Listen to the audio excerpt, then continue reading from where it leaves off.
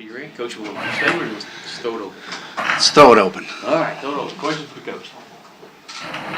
Eddie, Mark said that it's possible to build quarterbacks will play early just because of the experience back there in games. What can you learn about guys in practice that haven't seen it? I think the speed of the game is the first thing, but we're going to really be intentional about when we get into our team periods of making it just like a game. We kind of ended that way in the spring, and it worked out really well. We progressed at the quarterback position the last 7 or 8 practices, so Matt and I will just call it from the hip, just like a game, situational football, and we're going to do that after about practice 5. So the rest of that, you've got to have about 20, 22 situations, 3 scrimmages. So it'll be close, but, whether 2 play or not, you just got to see how they develop. If it's the best for our football team, that's what we'll do. Coach Wilson brings you a lot of quickness and speed in that quarterback position, doesn't he? Yes, he does. And they're a little bit different in some of the things that we do, but, in all of our run game, we still have, all of our read stuff where our quarterbacks need to run the ball, and it keeps the defense on edge, and they have to account for him. So Gunner can do that too, and one is faster than the other, and they're built different. Having come like Wilson in terms of playing in front of 20-some-thousand people, both the spring game. Do you have a talk with him after the game, and what was his mood after the game? Well, he was nervous, and if you're not nervous and you get into a game like that and it's first time and he wanted to do well and, he just said, hey, you got to relax. He did a couple things at the beginning that, dropped a snap and, he'll learn from that. And you'd rather have that in the spring game than in a game that he plays in. So, he just grows. You're just going to keep growing, just like Gunner. You look at his first spring game here, he was fantastic, and he keeps growing. And we're lucky to have, 4 quarterbacks and that are going to be competing, and it'll be a lot of fun. Regarding those quarterbacks, there's a perception out there that kind of one is a passer, one is a runner. Is that a bit of a misnomer? It is. I think they both throw the ball well. I think Terry for sure runs better than Gunner, but I think they both throw the ball well. They got better in the spring. That was the biggest thing for me, is where we were going to go in the spring, and it was a little bit tough at the beginning, what you expect. But as we grew, we got better. We condensed things a little bit, and our receivers helped them, and did what they were supposed to do. And Coach, I heard talk about, getting in that space and making plays, and we were able to do that. People we traditionally think of the quarterback as being the leader of the offense, but you've got inexperienced guys there, and you've got a lot of experience around the quarterback. So how much is leadership going to factor into the battle? Well, I think always you got to have that guy that's pulling the trigger to be a leader. They can be different types of leaders. You look at some of the great ones in the NFL, and they're very vocal and they get after you. Some that might not be that way. Steven Johnson wasn't a big vocal guy, but he was a leader on our football team. So at that position, yes, you definitely want to have that quality. Mark said you had 4 hands in the dirt tight ends. What is your mindset in being able to utilize that more in the offensive scheme this year? We'll see how the 2 young ones emerge, and that's the one thing at that position, especially because they're such a big part of the run game and the pass game. And what people don't understand, I think people understand what CJ, really has done the last couple of years, where in our run game, we've been successful for a lot of the things that he's done and our tight ends have done. So, as they emerge, I think we've got 2 really good tight ends in CJ and Justin, and then we'll see if we're able to use that 3rd one and 4th one, where we're at, and then how our 10 personnel evolves. But you'd like to take those tight ends and be able to spread it out and have the big bodies and those guys catching some contested balls for you, and be able to do that formationally. Eddie, do you need a receiver that on 3rd down, everybody in the stadium knows you're going to throw it to him, and still get open and make that play for you? I think that's the most important thing. We call it the money down, and you got Dorian back now, so you hope brings that physicality and experience, and he's been there. And Taven, I think at the end of the year last year, was one that was emerging and was really our most consistent guy. You got Lynn, who's going to be better at that position. this year. You got some young guys that got experience last year that are already better. They were better in the spring, and they need to take another jump now in the next 25, 30 days, and we're expecting that to happen. How much more prepared are you expecting them to be since he was here for the summer and then started football camp? Well, yeah, he's a year under his belt. A guy that didn't play a lot of receiver. The technique part of that, going against the big DBs we go against every day, is good because that's what he's going to face. But just, the technical part of the game and really understanding that and the urgency, I think that's what he's gotten better at. So I think you'll see a huge change. And a guy that can make plays for you. He can go up and he can get it, and we know he's explosive when he has it in his hand. Coach, a guy like Benny Snell brings a will to win, doesn't he? And it leads off to the other kids on the football team, doesn't it? I don't think there's any question the day he stepped on campus here, it was one of those young men that kind of old school, and gave you everything he's got. He does it now, and he made me play him. And I heard Coach say that, and guys come in and they say, Coach, why am I not playing? And it's like, make me play you. Let's sit down, let's watch the film. Make me play you every day. Come out with an infectious attitude. Come out and compete with a sense of urgency, and you'll play. So that's what he does. Every snap, every play. He reminds me of Pete Rose, played for Cincinnati back several years ago. I like that. Yeah, I like that. He goes. You're going to sprint through first base. You watch Pete Rose slide into first base, right? Sprint off the field. Cleveland. I love it. Still trying to find himself. I love it. Old school right there. And did you do anything differently with Dorian in these practices because he's had injuries in camp the last 2 years? Do you guys plan to hold him back a little bit, or do you need him to get going? Yeah, Dorian's one of those guys too, where it's never giddy up. It's always he wants to go full speed every time, and you love that about him. But yes, we're definitely going to have a rep count on him. Make sure he knows what to do. Make sure the body's he looks great and he's full speed, and so we just got to make sure that you get into a couple scrimmages and he doesn't need 35 reps.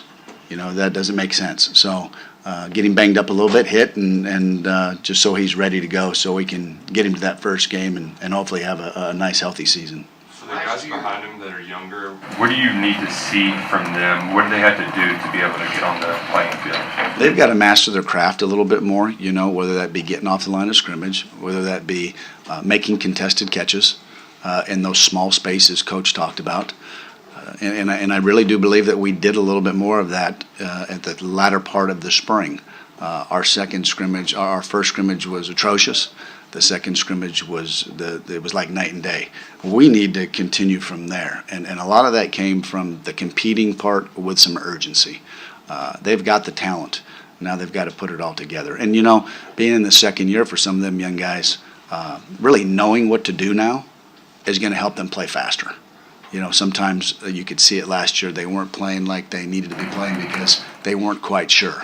They should be now, especially this first week. They should know this thing inside and out, and that's what we're expecting. Do you have guys in there that are fast enough to take the top off? Absolutely. We do.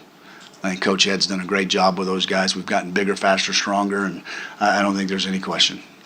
He took, well, I was going to segue off that, seems like he was as one of those guys that take the top off. He is one of those guys. When you said that would have been one of them. Isaiah Epps, I think Josh Ali, I think Dorian. I think we've got some guys that can do that. And, Zaire, in the transition part of it, he's one of the fastest guys, if not the fastest guy in that group for sure. So, he's got to be able to make some plays now and really kind of buy in to the technical part of it.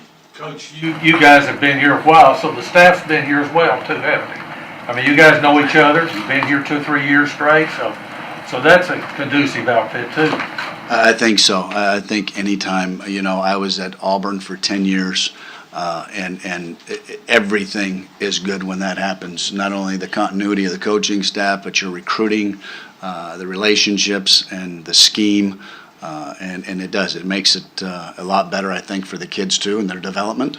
And so I'm excited that I'm going into my 3rd season. Last year with CJ got double teamed a lot, and his receptions went down in that 4 or 5 game span. How did that affect him? And coming into this year, knowing he's going to be double teamed a couple of times. Yeah, I think, between double teamed and between us not just getting him the ball sometimes, I think there was a combination of things. CJ, you didn't have to worry about that. CJ was about winning. And, I think CJ is one of the top tight ends in the country because of some of the things he was forced to do in our first year. He learned how to be a blocker.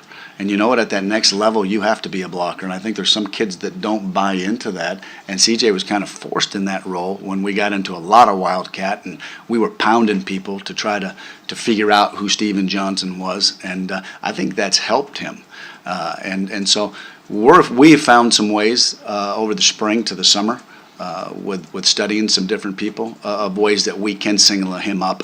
And they've got no choice, and they can't double him, and some mismatches. And so hopefully those things will help him get some more catches for us. There's a lot of starters back on the offensive line, but it sort of looks like the depth behind them is maybe.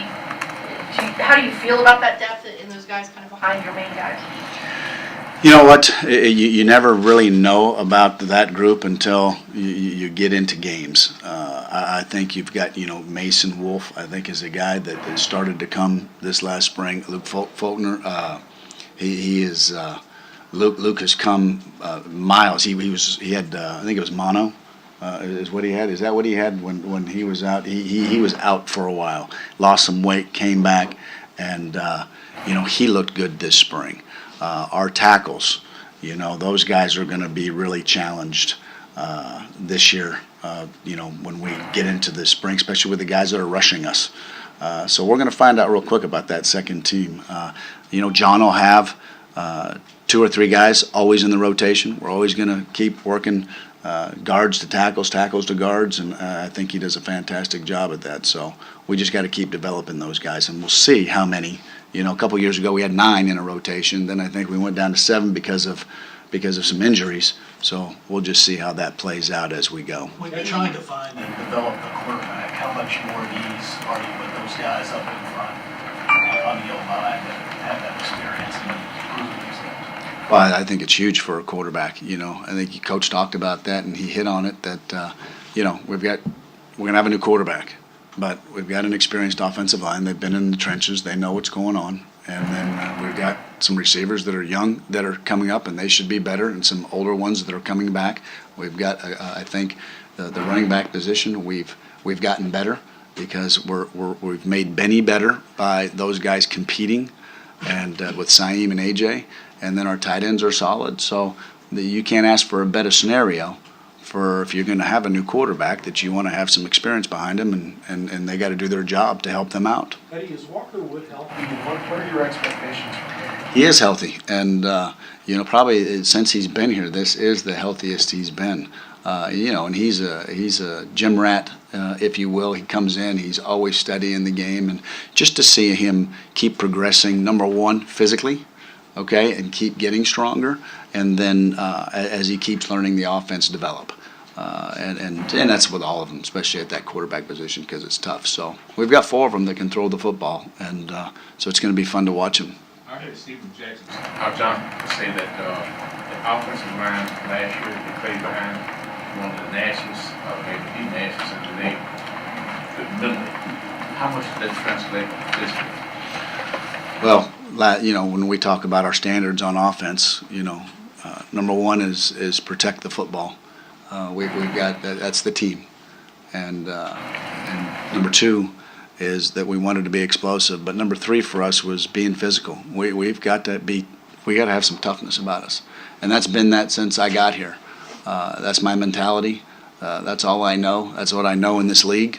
And if you're not tough and you don't grind it out, then you've got no chance. So I like those big, nasty, physical guys playing the game the right way. But you got to have some toughness about you for sure. Last year you felt like that maybe you threw a little bit too much too quickly at the team, and then when you all simplified, things picked up a little bit. How do you think this team stacks up in regard to being able to pick things up, and how football smart do you think they will be? That's a great question. I think, especially up front, I think we're really good. I think that's been really helped us in the run game over the last 3 years. I think when it comes down to the passing game, you can get a little bit too if you will, you start thinking you're a guru and you're going to outcoach people all the time. I think you're going to have some things each week that you can add in certain situations, but we got to get great at our base offense. And that's what we did this spring, and we cut it back. We cut it back last year at the end, and then we cut it back this spring, and there's no question that we got better. So there's going to be some definite, the game plan's not going to be that big. We're going to be really, really good at what we do. Our quarterbacks are going to know where to go with the ball. They're going to understand the situation we're in, when a check down is okay, when the alert might be taking off for a deep play. Receivers and running backs and tight ends are going to understand the situation we're in, and we're going to just be smarter players. And I think that will lead to a better offense and a more consistent offense. Do you expect your room to or your group to rally around Coach Larman as he's going through his illness? Yeah, I think that's, I don't think there's any question, everybody's, their thoughts and prayers are out to him and just to his family, and that's where we're at right now. Eddie, Mark said that sometimes he has to get in your ear telling you he wants you to play faster and you just kind of refuse to do it. How much truth is there to that? Well, he does get in my ear. Not very often. He's the best, and I mean that. And that I've been around it where sometimes you got somebody in your ear all the time. It's really hard. It's hard to focus. And he doesn't do that. And he hasn't told me to speed up a ton now. Okay, let me tell you that it's been more the hey, whoa, slow it down. So, but he gets that feel for it, and that's what I love about him, because he's a defensive guy. We might be running the ball a little bit, and we're going, and he can hear me, and he knows that I'm getting ready, maybe he's trying to set something up and to throw the ball, and he'll come down there and he'll say, "Don't you even think about throwing the ball. They're on their heels. Let's go. Smash them, smash them, smash them." Yes, sir. He was saying something different then. And you've been doing this job 30-some years. Are you constant? And you're doing it well, obviously. You would still be doing it. But anyway, Well, thank you. It's good to be here. I think we can stop that right here. No. Do you ever look at different ways to do things? Always in personnel. It's probably the greatest that I ever grew as a football coach was here in our first year. We really, you look at what we did at Cincinnati, and you look at the style of offense that we had, and then we came here and we got into this Wildcat thing, and we had 2,000-yard rushers, and Mark really helped me through that, and we really had to find out. I think our staff did a great job and said, hey, this is a way we can win games, and that's what we did, and that's what we did. So, you're going to have a different group again this year. And so we'll kind of find out here, and it'll all come together here in the next few weeks. All right, folks, thank you very much. Thank you all. We'll have the